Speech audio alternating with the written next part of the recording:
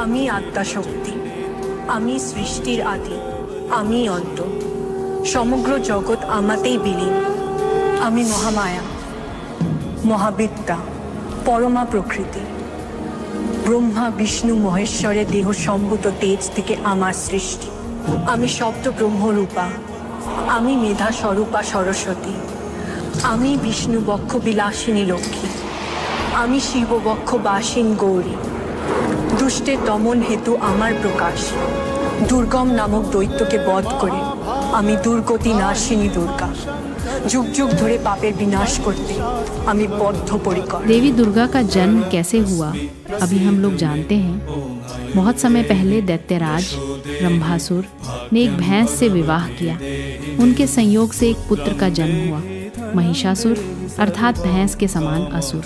महिषासुर ने कठोर तपस्या करके ब्रह्मा जी को प्रसन्न किया और उनसे वरदान मांगा, करो हे प्रभु, मुझे कोई देवता, असुर या मनुष्य न मार सके। ब्रह्मा जी ने कहा तथास्तु, लेकिन उन्होंने यह शर्त रखी कि उसकी मृत्यु एक स्त्री के हाथों होगी। महिषासुर ने सोचा कि स्त्री तो दुर्बल होती है, वह मुझे कैसे मार पाएगी। यह सोचकर वह निश्चिंत हो गया।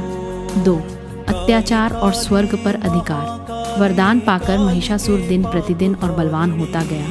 उसने अपनी सेना संग देवताओं पर आक्रमण कर दिया। इंद्रदेव को स्वर्ग से निकाल दिया।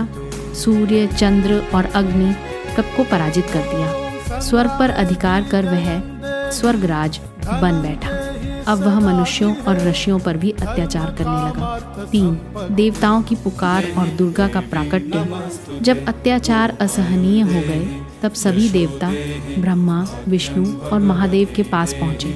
उन्होंने प्रार्थना की, प्रभु महिषासुर के आतंक से हमें मुक्ति दिलाइए। तब तीनों महादेवताओं ब्रह्मा, विष्णु, शिव का तेज मिलकर एक दिव्य शक्ति प्रकट हुई। वह तेज अपराजिता देवी का रूप धारण कर प्रकट हुआ। वही थी आदि शक्ति दुर्गा। देवी को दिव्य शस्त्र प्राप्त हुए। शिवजी ने उन्हें त्रिशूल दिया, विष्णु ने सुदर्शन चक्र, इंद्र ने वज्र और ऐरावत हाथी, वरुण ने शंख, कुबेर ने गदा, अग्नि ने शक्ति अस्त्र, वायु ने धनुष बाण, हिमालय ने सिंह माहन प्रदान किया। अब देवी दुर्गा अद्भुत शस्त्रों से सुसज्जित होकर सिंह पर आरूढ़ हुई। 4. महिषासुर से युद्ध। देवी ने महिषासुर को युद्ध के लिए ललकारा। महिषासुर अपनी विशाल सेना लेकर आया और युद्ध छिड़ गया। 9 दिन और रात का युद्ध। पहले दिन देवी ने असंख्य राक्षसों का वध किया। दूसरे दिन देवी ने महिषासुर की सेना के सेनापतियों को मारा। तीसरे दिन से लेकर 7वें दिन तक देवी ने चंड मूंड रक्तबीज जैसे असुरों का वध किया। रक्तबीज का युद्ध सबसे कठिन था, क्योंकि उसके खून की हर बूंद से नया दैत्य उत्पन्न हो जाता। तब देवी ने काली रूप धारण किया और रक्तबीज का सारा रक्त पी लिया, जिससे उसका अंत हुआ। 8वें दिन देवी ने शुंभ निशुंभ जैसे शक्तिशाली असुरों को मारा। 9वें दिन का युद्ध। 9वें दिन देवी ने स्वयं महिषासुर से सामना किया। महिषासुर कभी भैंस का रूप लेता, कभी हाथी, कभी शेर, कभी पुरुष, लेकिन हर बार देवी ने उसका सामना किया। 5. महिषासुर वध। आखिरकार जब महिषासुर भैंस का रूप लेकर देवी पर टूट पड़ा तो देवी ने अपनी शक्ति से उसका सिर पकड़कर सिंह से दबाया और त्रिशूल भोंक दिया। महिषासुर वहीं ढेर होकर मारा गया। 6.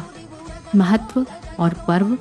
इस विजय के बाद देवताओं ने देवी की स्तुति की और उन्हें महिषासुर मर्दिनी कहा।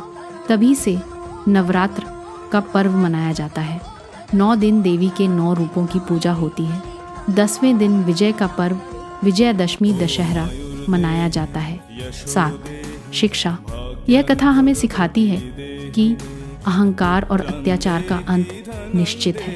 स्त्री शक्ति कभी भी दुर्बल नहीं, बल्कि सृष्टि की सबसे बड़ी शक्ति है। जब अधर्म बढ़ता है तो धर्म की रक्षा के लिए शक्ति स्वयं प्रकट होती है। इसी कारण माँ दुर्गा को महिषासुर नंदिनी भी कहा जाता है।